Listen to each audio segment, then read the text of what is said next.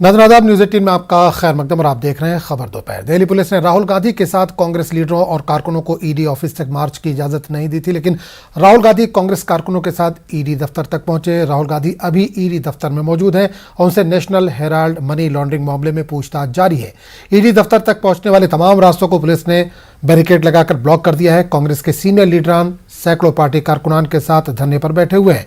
ऐसे में कई मुकामात पर कांग्रेस कारकुनों का एहतजाज जारी है और पुलिस ने कार्रवाई करते हुए एहतजाजी कांग्रेस कारकुनों को हिरासत में लेना शुरू कर दिया है। कांग्रेस के सीनियर लीडर हरीश रावत, केसी वेणुगोपाल और रणदीप सिंह सुरजेवाला को पुलिस ने हिरासत में ले लिया है। वाज़ेह है कि आज कांग्रेस राहुल गांधी को ईडी के सम्मन के खिलाफ सत्याग्रह कर रही है। दिल्ली समेत मुल्क के मुख्तलिफ मुकामात पर मरकजी हुकूमत और ईडी के खिलाफ एहतजाज का सिलसिला जारी है।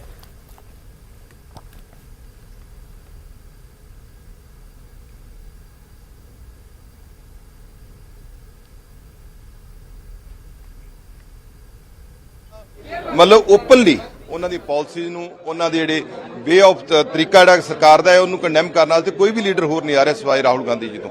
ਔਰ ਹੁਣ ਉਹ ਡਰੇ ਹੋਏ ਨੇ, ਉਹਨਾਂ ਨੂੰ ਬਾਕੀ ਸਾਨੂੰ ਰਾਹੁਲ ਜੀ ਨੂੰ ਹੱਥ ਪਾ ਕੇ ਬਾਕੀ ਦੇਸ਼ ਨੂੰ ਡਰਾਉਣਾ ਚਾਹੁੰਦੇ ਨੇ, ਪਰ ਸਾਨੂੰ ਕੋਈ ਪਰਵਾਹ ਨਹੀਂ।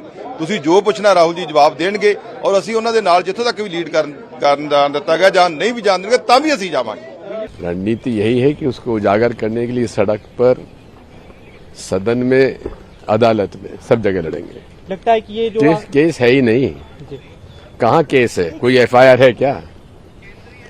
ये ईडी केस तो मोदी सरकार ने 2014 में चालू किया और उन्हीं की सरकार ने बिना कोई प्रमाण मिले उसे समाप्त कर दिया।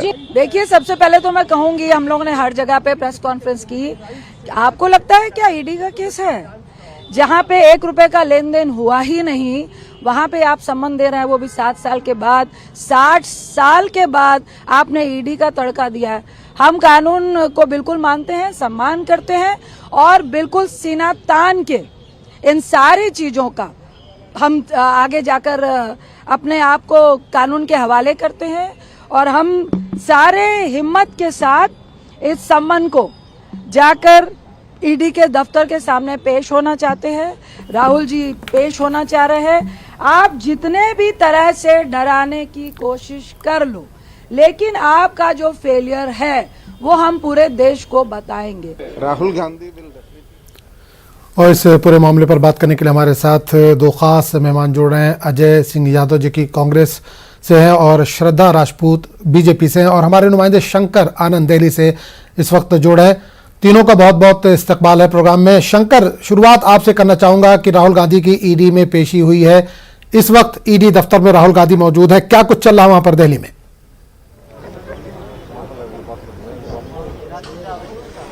देखिए, इस वक्त में राहुल गांधी ईडी मुख्यालय पहुंच चुके हैं और पूछताछ की जो औपचारिक तौर पर प्रक्रिया शुरू हो चुकी है। ईडी मुख्यालय के अंदर में जो 3 ब्लॉक हैं, जिसमें कि सी ब्लॉक में राहुल गांधी पहुंचे हैं और उसके बाद पूछताछ की प्रक्रिया को बकायदा शामिल कर रहे हैं। इस वक्त में आपको दिखाना चाहेंगे मुख्यालय के ठीक बाहर यहाँ पर किस तरह से सुरक्षा व्यवस्था है और किस तरह से यहाँ पर देख सकते हैं ईडी के ऑफिसर्स को भी बाहर में रोका गया है। किसी को भी अंदर जाने की इजाजत नहीं दी जा रही है। जब तक यह पूछताछ की प्रक्रिया होगी तो यहाँ पर ईडी के ऑफिसर्स को रोका गया है। अब फिलहाल इन कुछ लोगों को अंदर जाने की इजाजत दी जा रही है। देखिए, कई घेरा बनाया गया है। एक देखिए ईडी मुख्यालय के बाहर ये पहला घेरा देखिए, आप देख सकते हैं वो पहला घेरा वो आप उधर है, और उसके बाद ईडी मुख्यालय के बाहर कई घेरा बनाने के बाद अब दूसरा जो घेरा है वो यहाँ पे मेरे ठीक पीछे हैं और ईडी के ऑफिसर लगातार यहाँ पर अब अंदर जाते हुए यहाँ पर। लेकिन जिस तरह से नेशनल हेराल्ड का मामला कहें, आज नेशनल हेराल्ड का मामला काफी पुराना मामला है। हालांकि पिछले 6 महीने पहले इसी मामले पर ईडी के द्वारा मामला दर्ज किया गया था और ये कोर्ट के आज्ञा के बाद ही इस मामले को दर्ज किया गया था। तो जिस तरह से यह मामला काफी पुराना है, लेकिन नेशनल हेराल्ड में जिस तरह से जो आरोप लगा कि राहुल गांधी और सोनिया गांधी जिसके जो मुख्य तौर पर जो कंपनी है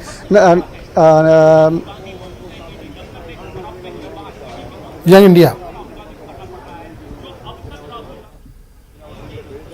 जी शायद हमारा राब्ता शंकर से टूट गया, दोबारा जाने की कोशिश करेंगे शंकर के पास। हमारे साथ अजय सिंह और श्रद्धा राजपूत भी इस वक्त मौजूद है। अजय सिंह, आपके पास आना चाहूंगा कि राहुल गांधी को सम्मन जारी हुआ, इतना संग्राम क्यों?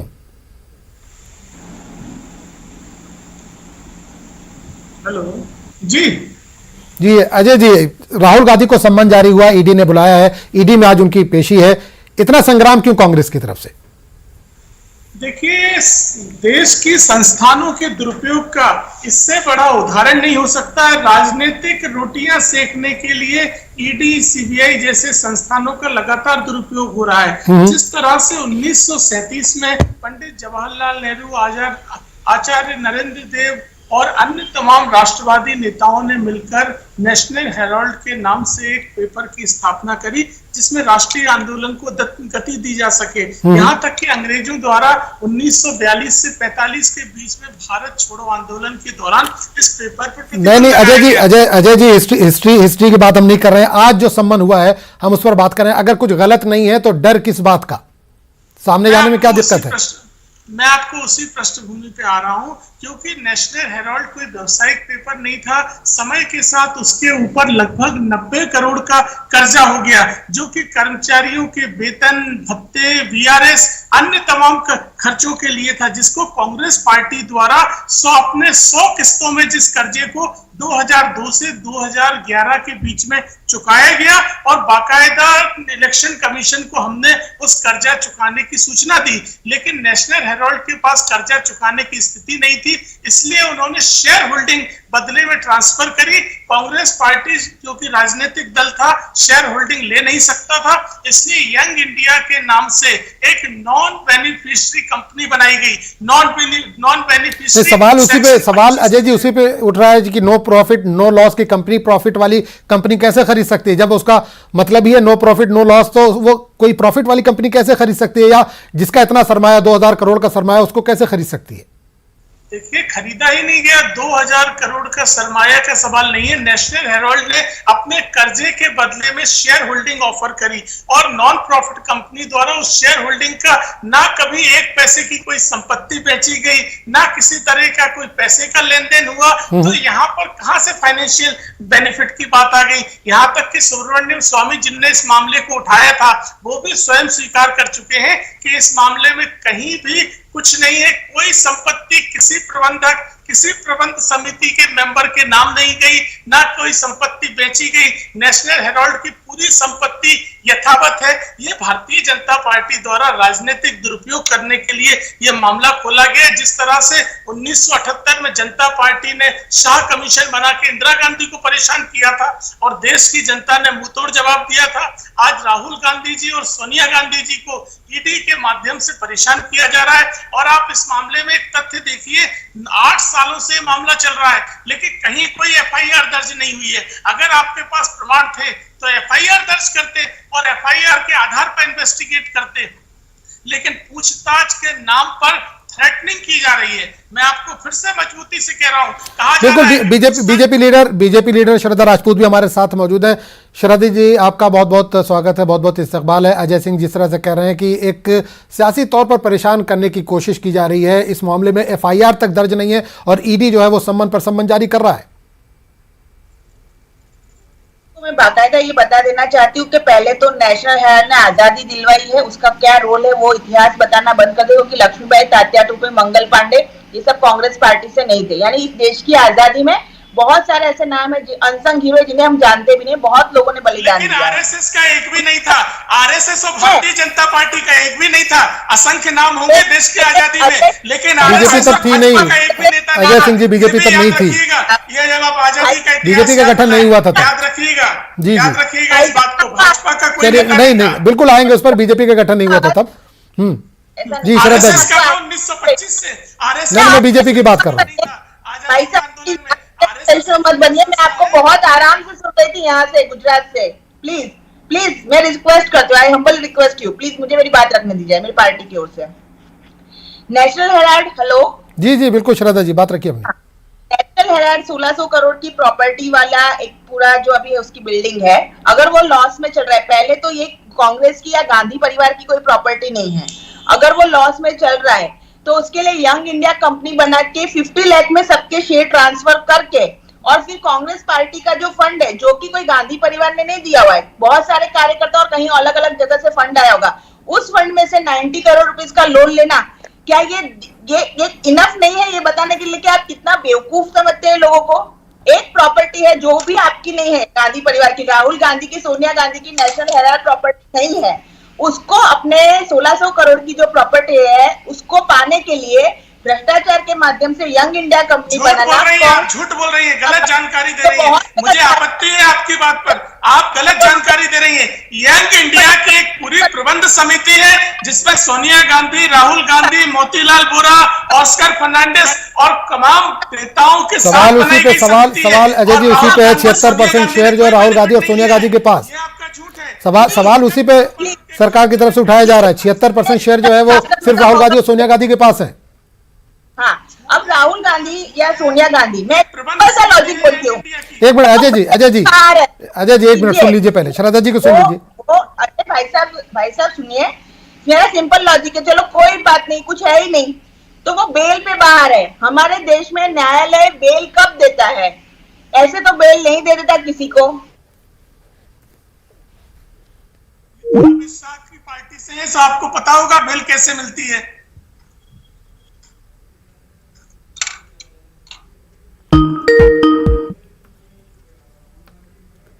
अजय जी, अगर आप तक आवाज आ रही हो तो जानना चाहूंगा, अगर ईडी ने बुलाया है तो ताकत का मुजाहरा क्यों, सड़कों पर क्यों आप निकले हैं?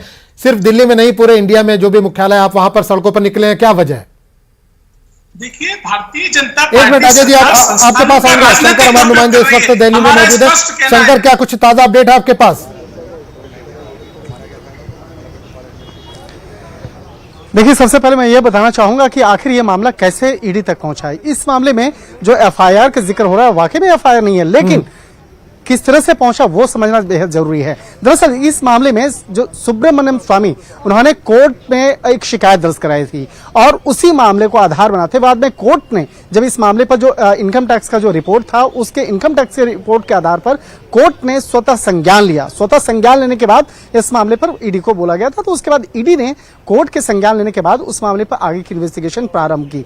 देखिए, सामान्य तौर पर देखा जाता है कि ईडी किस तरह के मामलों को दर्ज करती है। ईडी अगर किसी मामले पे कहीं कोई मामला रजिस्टर्ड होता है और उस मामले को टेक ओवर करती है। सामान्य तौर पे अगर जैसे सीबीआई का कोई केस रजिस्टर्ड रहता है और उस केस को टेक ओवर करके उसके बाद इन्वेस्टिगेशन करती है, लेकिन इस मामले में कोर्ट के द्वारा संज्ञान लिया गया था और कोर्ट के द्वारा संज्ञान लेने के बाद ईडी इस मामले की इन्वेस्टिगेशन प्रारंभ की। और ये मामला जो इन्वेस्टिगेशन प्रारंभ करने का जो ईसीआर रजिस्टर्ड किया जाता है ईडी के द्वारा, जो मनी लॉन्ड्रिंग एक्ट के तहत किया गया, वो करीब 6 महीना पहले किया गया। और इस मामले पर देखिए, सवाल ये नहीं है कि भाई एफआईआर नहीं है तो इस मामले में इन्वेस्टिगेशन नहीं होगा। इस मामले में कोर्ट के द्वारा संज्ञान लेने के बाद ईडी ने इस मामले में इन्वेस्टिगेशन प्रारंभ किया और केस रजिस्टर्ड करने के कई जो एक नियम जो है, उस नियम के मुताबिक ही वाकायदा रजिस्टर्ड हुआ है। उसके बाद पूछताछ की प्रक्रिया में शामिल हुए हैं। लेकिन सबसे बड़ा सवाल उठता है कि अगर पूछताछ के लिए किसी भी शख्स को अगर बुलाया जा रहा है तो इतना बाहुबल का प्रदर्शन करने का जरूरत नहीं पड़ता है। ये जो प्रदर्शन करने की आवश्यकता शायद जरूरत नहीं है, क्योंकि अगर किसी को बुलाया जा रहा है तो राहुल गांधी आए और आके अपना तमाम सवालों का जवाब देकर जो जांच एजेंसी पूछताछ करना चाहती है वो बहुत सामान्य से प्रक्रिया है। और ऐसा नहीं है, इससे पहले भी कई बड़े बड़े नेताओं का हो चुका है। तो लेकिन इस तरह से आज जिस तरह से प्रदर्शन किया गया है, जिस तरह से एक शक्ति प्रदर्शन दिखाया गया है, तो उस शक्ति प्रदर्शन का शायद कोई मतलब नहीं है। और यहाँ पे बात होता है आरोप का। आरोप निश्चित तौर पे आरोप काफी गंभीर आरोप लगा था। जिस तरह से एयरजेल की बात हो रही है, देखिए एयरजेल की स्थापना जरूर हुई थी उस देश की आजादी के पहले, लेकिन एयरजेल को जिस तरह से बकायदा यंग इंडिया कंपनी द्वारा जिस तरह से बकायदा लिया गया, यंग इंडियन के द्वारा लिया गया, और उसका जो मालिकाना हक है वो आधा से अधिक जो शेयर है वो सोनिया गांधी और राहुल गांधी के नाम से है। बाकी जो दूसरे जो लोग हैं 24% का मालिकाना हक है, वो मालिकाना हक जॉर्ज फर्नांडिस, ऑस्कर फर्नांडिस और मोतीलाल वोरा का है। दोनों अब दिवंगत हैं, दोनों इस दुनिया में नहीं रहे। तो जांच एजेंसी ये जानना चाहती है कि मात्र 5 लाख रुपए की से ये कंपनी स्टार्ट हुई थी, लेकिन आज ये कंपनी 2000 करोड़ की मालिकाना हक वाला कैसे बन गई, जबकि इस कंपनी के द्वारा ना कहीं कोई लेन देन हुआ, ना ही कोई चीजें हुई। सबसे पहले यहाँ पे जांच एजेंसी वही जानना चाहेगी। और जिस तरह से आज राहुल गांधी को पूछताछ के लिए बुलाया गया है, तो आपको मैं बताना चाहूंगा, ठीक मेरे पीछे ईडी हेडक्वार्टर है और ईडी हेडक्वार्टर में जो सी ब्लॉक है, सी ब्लॉक में इस वक्त में पूछताछ के लिए वहां पे बुलाया गया और पूछताछ के लिए जो तमाम प्रक्रियाएं हैं, जो तीसरे फ्लोर पे HIU ब्रांच का ऑफिस है, वहां पे पूछताछ की प्रक्रियाएं चल रही है। जो पहले जो सवाल पूछा गया, जो सबसे पहला सवाल जवाब होता है जो कागजी कार्रवाई देने के जमा करने के बाद, तो सबसे पहले जो राहुल गांधी से उनका पहचान पत्र वगैरह लिया गया। उसके बाद राहुल गांधी से औपचारिक तौर पे पूछताछ की प्रक्रिया शुरू हुई है और पूछताछ के दौरान उनसे तमाम जो पुराने उनके दस्तावेज हैं, जैसे पैन कार्ड, आधार कार्ड और उनका वोटर ID कार्ड, वो सब लिया गया। उसके बाद उनके जो किन किन बैंक में उसके खाते हैं वो पूछा जाता है। इसके साथ साथ किस तरह से आपकी कहां और अन्य संपत्ति, चल और अचल संपत्तियां कितनी हैं, उसका डिटेल लिया जाता है। उसके बाद किस तरह से आप यंग इंडियन जो लिमिटेड के मालिकाना हक में आए, उसके बारे में पूछा गया। और इसके साथ ये भी पूछा जा रहा है कि उस वक्त में आपके चार्टर्ड अकाउंटेंट कौन थे, जो CA कौन थे। बिल्कुल आपके पास लौटूंगा शंकर, क्योंकि दो मेहमान भी हमारे पास है, उनसे भी पूछेंगे। श्रद्धा जी, आपके पास आना चाहूंगा कि एक तरह से ये इल्जाम बीजेपी पे है कि वो एजेंसियों का गलत इस्तेमाल कर रही है, दबाव के तहत एजेंसियां काम कर रही हैं। लेकिन जिस तरह से आज सम्मान हुआ राहुल गांधी को, ईडी के सामने उनको पेश होना था, लेकिन एक मॉब की तरह, एक जुलूस की तरह राहुल गांधी वहां पर पहुंचे। क्या ये ईडी पर दबाव बनाने की कोशिश है? देखिए, ईडी पर हो या न्यायालय पर हो, कोई भी जुलूस निकाले उससे कोई हमारे देश के अंदर कोई दबाव नहीं बना सकते। ये सबकी सब ऑटोनॉमस बॉडी है। जुलूस निकालना हो, जो निकालना हो निकालो। ईडी वैसे ही काम करेगा, सुप्रीम कोर्ट वैसे ही काम करेगा, हाई कोर्ट वैसे ही काम करेगा और पुलिस भी वैसे ही काम करेगी। हम एक लोकतंत्र में रहते हैं और लोकतंत्र संविधान से बना है और संविधान की जितनी भी संस्था है, चाहे कोई भी पार्टी आए, किसी भी पार्टी की सरकार हो, ये ऑटोनॉमस बॉडी ही लोकतंत्र को बचाती है और इसीलिए लोकशाही में, सभी डेमोक्रेसी में हम सबका विश्वास है। आज पुलिस में मेरा एक नागरिक के तरीके का विश्वास है, बीजेपी के स्पोक पर्सन के हिसाब से नहीं। मैं एक नागरिक हूँ, इसीलिए मेरा विश्वास मेरी पुलिस पे, मेरे कोर्ट पे, मेरे न्यायालय पे, जज पे, ईडी पे, CBI पे, सब पर है कि हम सबका एक इस देश में एक नागरिक होने का हमारा अधिकार है और हमें उन लोगों पे विश्वास है। तो आप जुलूस निकालना है तो जुलूस निकालो। यही कांग्रेस के लोग जनता के कोई मुद्दे लेके जुलूस नहीं निकालते। आज अपने युवराज को बचाने के लिए जुलूस निकाल रहे हैं। अगर आपके पास कार्यकर्ता है, आपके पास, आप बोलते हो कि आप विरोध पक्ष में हो, ऑपोजिशन में हो, तो क्यों एक मजबूत ऑपोजिशन बनके जनता के मुद्दे बिल्कुल अजय जी, तो बहुत बड़ा इल्जाम लगा है कि आप अपने नेता को बचाने के लिए इतना बड़ा जुलूस निकाल रहे हैं। महंगाई है, बेरोजगारी है, पेट्रोल है, इतनी चीजें देश में हो रही है, मुल्क में इतनी चीजें हो रही है, लेकिन आप जुलूस नहीं निकाल रहे हैं। घर में बैठे हुए हैं, ऑफिसों में बैठे, लेकिन आज आपके नेता के ऊपर आंच आई तो आप सड़कों पर उतर आए। भारतीय जनता पार्टी को क्यों नहीं? अजय जी, यही तो मुद्दा है। नहीं, मुद्दा वही आवाम का मुद्दा आपके लिए मुद्दा नहीं है, राहुल गांधी का मुद्दा आपके लिए मुद्दा है। मुद्दे हैं तो मुद्दों में नहीं, सवाल बीजेपी सवाल आपसे कर रही है कि महंगाई पे आप, नेताओं की यही तो बौखलाहट है देश में, महंगाई, बेरोजगारी। तो वही तो सवाल आपसे हो रहा है कि महंगाई पे बात क्यों नहीं कर रहे, महंगाई पे जुलूस क्यों नहीं निकाल रहे हैं आप? बिल्कुल, महंगाई के खिलाफ पूरे देश भर में कांग्रेस की ब्लॉक कांग्रेस कमेटियों तक द्वारा आंदोलन किया गया। सभी प्रदेश कांग्रेस कार्यालयों में किए गए। कार्यालयों में ही हुए, सड़कों पर नहीं हुए अजय जी, कार्यालयों में हो रहे हैं, ऑफिस में हो रहे हैं, AC कमरों में हो रहे हैं, लेकिन सड़कों पर नहीं दिख रहा है एहतजाज आपका। देखिए, बेरोजगारी जो मुद्दा है, जिनने 2 करोड़ रोजगार देने का वादा किया था, 10 करोड़ रोजगार छीन लिए। जिनने कहा था काला धन लाएंगे, काला धन पूरी दुनिया भर में देश का जमा हो गया। जो कहते थे कि रुपया गिरता है तो देश की इज्जत गिरती है, 80 रुपए रुपया हो गया। तो यही वो मुद्दे हैं जिन्हें छुपाने के लिए भारतीय जनता पार्टी संस्थानों का दुरुपयोग कर रही है। ये झूठा आरोप, झूठा षड्यंत्र केवल देश की आंखों में धूल झोंकने के लिए किया जा रहा है। और आप ईडी और संस्थानों अपना काम करेगी, ईडी अपना काम करती रहेगी, न्यायालय अपना काम करेगी, पुलिस अपना काम करेगी, भारत की सेना अपना काम करेगी। जुलूस निकालने से कोई फर्क नहीं पड़ता। मुझे बताइए, मैं सीधा सवाल पूछता हूँ, जब अमित शाह को तड़ीपार किया था तब आपने स्वागत किया था जांच एजेंसियों का? बताइए, वो भी पुलिस ने किया था, वो भी न्यायालय ने किया था। मुझे जवाब दे दीजिए, आप न्यायालय की कार्रवाई को इतना न्याय संगत ठहरा रही हैं, तो जब अमित शाह को तड़ीपार किया गया था तब आपने स्वागत किया था उस कार्रवाई का?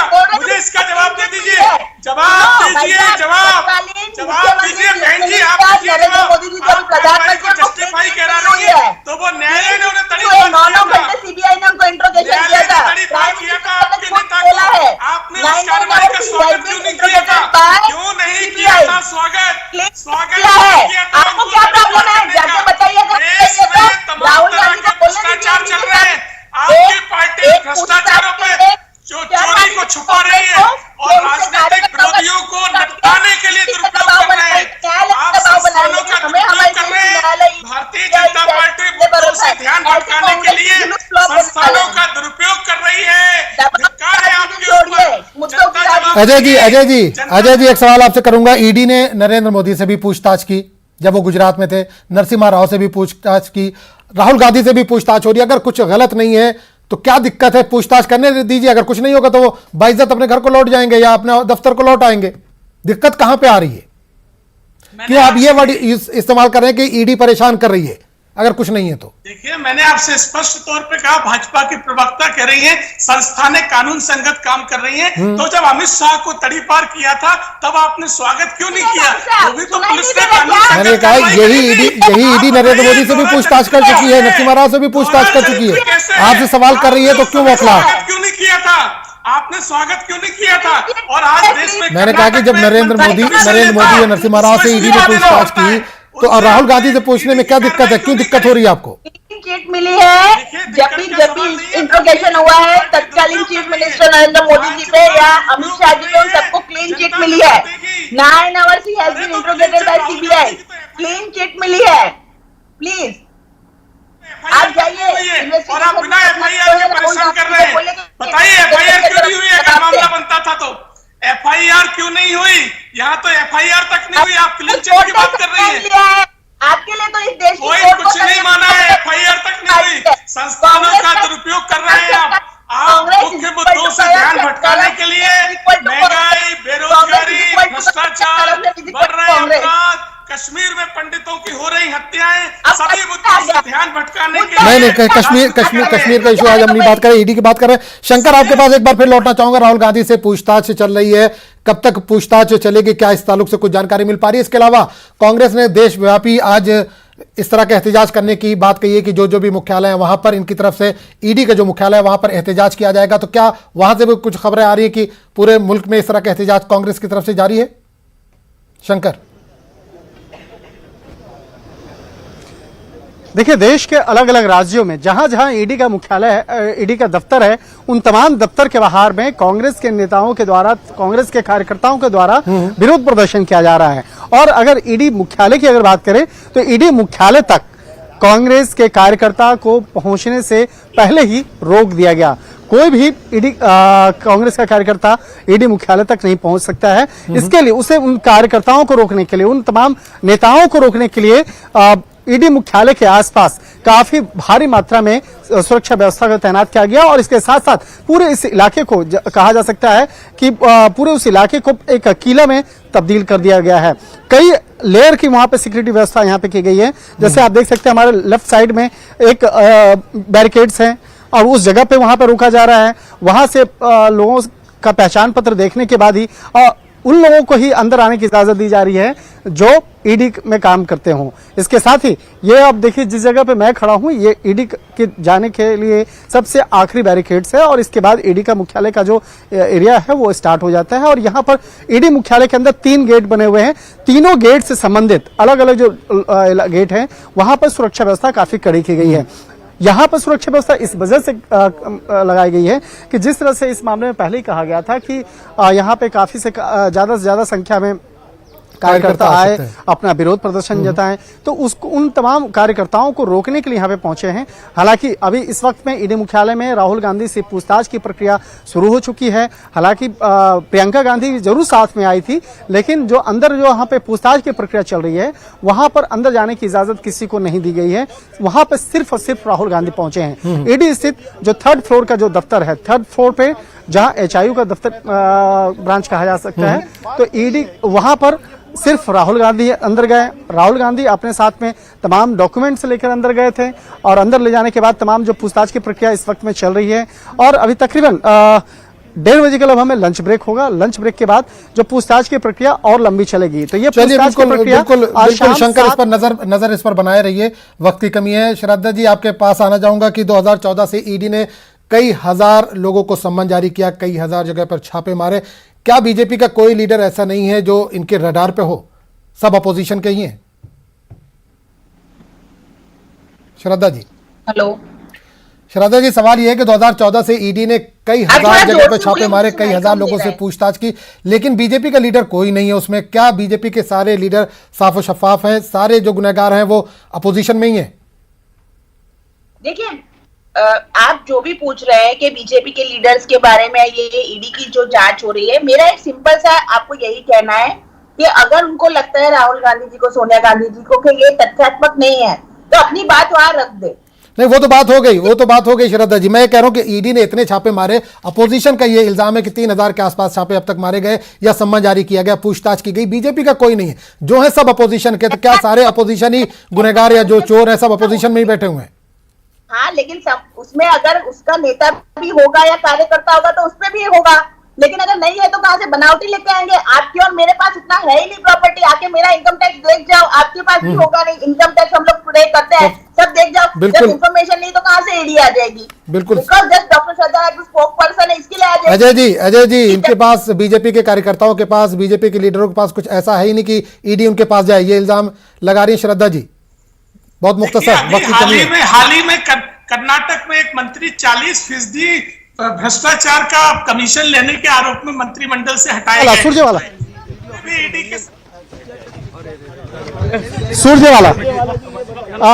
इस वक्त में सुरजेवाला इस वक्त धरने पर बैठ गए हैं। बिल्कुल रणदीप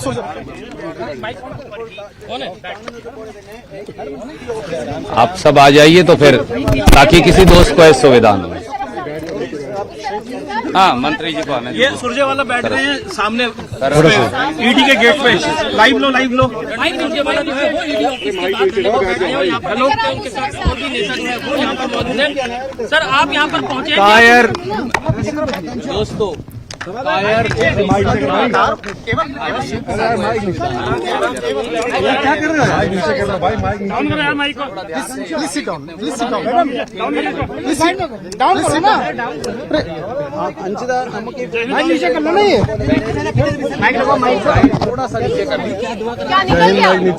मैडम नीचे करो ना भाई,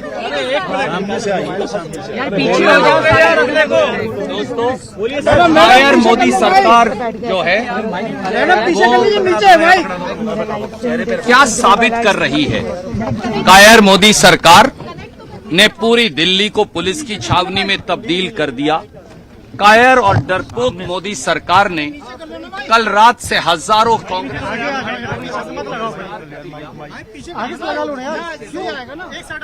मोदी सरकार ने लगा रखे हैं। साबित क्या कर रही है? क्या जुर्म किया है? 2015 में जो मामला खुद मोदी सरकार ने रफा दफा कर दिया, 2022 में उसे रिवाइव करने अखबार 1937 में पंडित जवाहरलाल नेहरू, सरदार वल्लभ भाई पटेल, महात्मा गांधी, आचार्य नरेंद्र देव ने उसकी स्थापना की थी। आजादी की आवाज। तो राहुल गांधी ईडी दफ्तर के अंदर मौजूद है, उनसे पूछताछ जारी है। तो सुरजेवाला ईडी दफ्तर के बाहर एहतजाज पर बैठ गए हैं। इस वक्त कांग्रेस के कई लीडर भी उनके साथ मौजूद हैं और राहुल गांधी से उधर पूछताछ जारी है। तो चलिए, इस प्रोग्राम में फिलहाल इतना ही। अजय जी बहुत बहुत शुक्रिया, श्रद्धा जी आपका भी बहुत बहुत शुक्रिया, और शंकर आनंद दिल्ली से हमारे साथ जुड़ने के लिए आपका भी बहुत बहुत शुक्रिया। तो नाज़रीन, खबर दोपहर में फिलहाल इतना ही। अगले बुलेटिन में आपसे फिर मुलाकात होगी। आदाब।